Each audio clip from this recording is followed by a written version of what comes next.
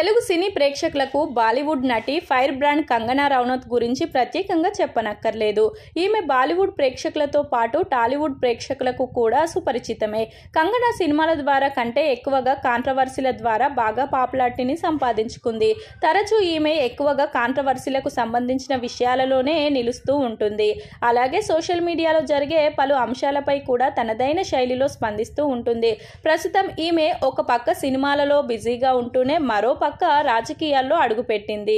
BJP అభ్యర్థిగా హిమాచల్ ప్రదేశ్లోని మండి నియోజకవర్గం నుంచి పోటీ చేసిన ఆమె 74,000కు పైగా ఓట్ల తేడాతో కాంగ్రెస్ అభ్యర్థి విక్రమాదిత్య సింగ్ పై విజయం సాధించిన సంగతి తెలిసిందే. గెలిచిన అనంతరం ఆమె ఇలా చెప్పుకొచ్చారు. ఇప్పటి వరకు ఒప్పుకున్న సినిమాలు కంప్లీట్ చేసి పూర్తిగా ప్రజాసేవలో లీనమవుతాను అని ఆమె వెల్లడించారు. కానీ ఇటీవల చండీగఢ్ విమానాశ్రమంలో జరిగిన సంఘటన తర్వాత ఆమె కీలక వ్యాఖ్యలు చేశారు.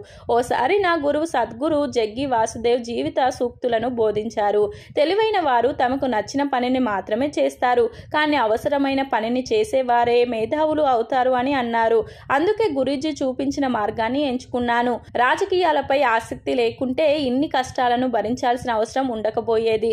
రాజకీయాల నుంచి పిలుపు రావడం నాకు కొత్తేమీ కాదు. నా ఫస్ట్ సినిమా గ్యాంగ్స్టర్ రిలీజ్ అయిన వెంటనే టికెట్ ఆఫర్ చేశారు.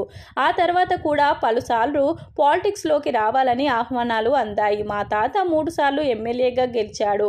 ఆ సక్సెస్ ఉంది కనుకే మమ్మల్ని పదే పదే పాలిటిక్స్ లోకి రమ్మని ఆహ్వానించేవారు. నాతో పాటు మా నాన్నని చెల్లిని కూడా పిలిచేవారు. కానీ సరైన టైం కోసం ఎదురు చూశాను అని చెప్పుకొచ్చింది కంగనా. అలా రాజకీయాల కంటే సినిమాల బెటర్ అన్న విధంగా ఆమె కామెంట్లు చేయడంతో అవి కాస్త ప్రస్తుతం సోషల్ మీడియాలో వైరల్గా మారాయి.